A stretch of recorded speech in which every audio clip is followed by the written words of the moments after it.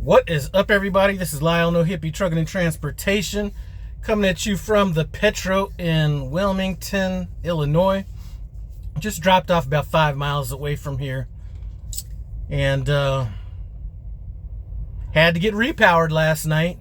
It's been a while since I've either repowered or got repowered from somebody, but had to do it. I was going to be maybe a couple hours late on the load because I got loaded 13 hours late in Liberal, Kansas. And let me tell you, it's been a while since I sat at a meat plant for 26 hours, but that was about how long I sat out there.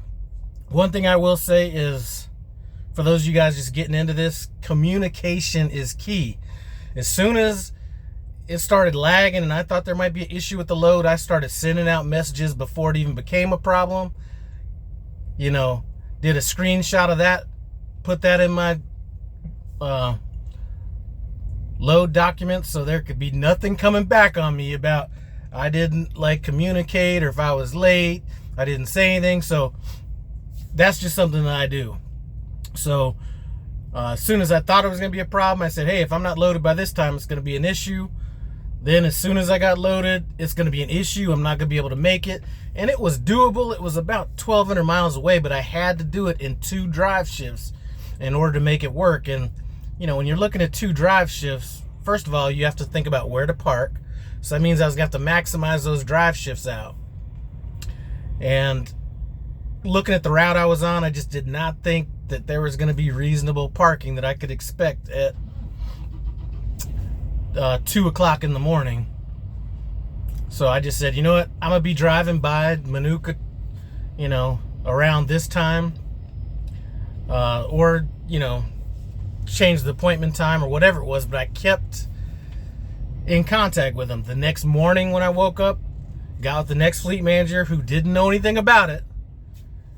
Now, my fleet manager had nothing to do with any of this. He was off. But the next fleet manager didn't get that stuff passed off on him. The fleet manager I was talking to when I was at the beef place said, yeah, drop it in Manuka, but didn't pass that on to the next person. So they're just like, we had to formulate another plan. Again, I kept putting those in my load documents every time something changed. So make a long story short, what ended up happening was, there is a fleet manager. I'm going to mention her because she's came through for me a couple times, and she's not my fleet manager, but her name is Jen Froman. She rescued me when I was stuck at a gate that was at a shipper that was closed on the weekends, and I was gonna have a hard time getting out of there. She got me out of that situation, and she's the one that stepped up and got a repower handle for me. So she called me, said, hey, stop as soon as you can. I got a truck that's about 40-50 miles behind you. Let me know where you stop and I'll tell them, you know, whatever. So happened to be around Iowa 80. I'm not a huge Iowa 80 fan. As a matter of fact, yesterday was the only time I walked in the building. That was in to take a piss and right back out.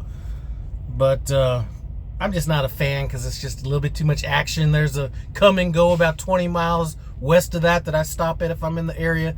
And then there's a Quick Star somewhere around there as well. So I'll usually choose those, but that's beside the point. So the other driver called me, told him where I was parked at. I forgot to fill my reefer up with fuel, but when I was talking to him, I was like, hey man, I got a spot right up front, you know, because I know that truck drivers like doing truck driver type shit.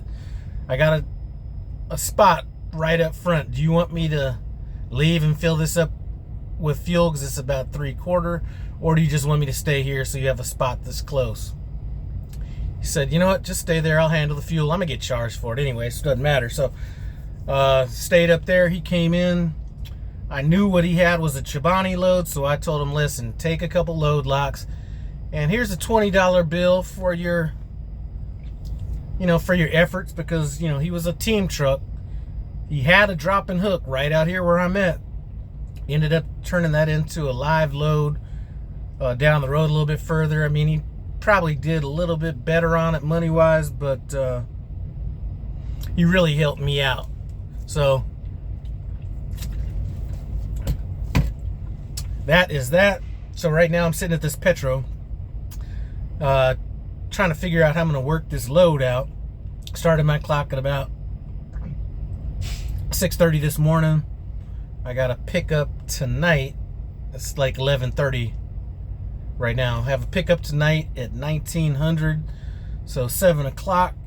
And then I have a delivery in the morning at 6 o'clock in Michigan, 180 something miles away. So just need to see how I'm going to work this clock or what my plan is going to be. So I'm going to get on that. Call my wife, and then I'm going to take a little bit of a nap here. But, you know, I'm at this National Beef in Liberal, Kansas. And like I say, I don't play the whole Windows game. A lot of times you'll get a text and say the load's ready or whatever, but I'm going to get there. And I didn't know I was going to be waiting 26 hours, or I'd have went down to the Loves and posted up, but it ended up being that long, and I was sitting there and watching this Hirschbach driver getting overly dramatic about his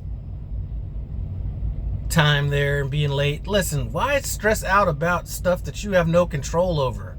I mean, getting mad about that just makes no sense. I mean, you're not going to change anything. Being mad only changes your life. I mean, the people that are in there that you're complaining to, their life ain't going to change none. Your life is going to change because now you've entered a bunch of negativity into it. I think the last time I really got mad at somebody, and I would still be mad this day, is I was at a place, I was just talking to Willie the Million Mile Man about it, Pierre Fine Foods or something like that, somewhere in Indiana. These guys had me and this other driver back into a door. We were already there for about 12 hours. Backed into a door. They shut the gate and they bounced till the next morning. They didn't tell us, hey, just get into a dock, we're going to unload you in the morning. They didn't say anything. So me and this guy are thinking we're going back here to get unloaded. And next thing you know, we're like, roll down the window, talk to each other. These fools are gone.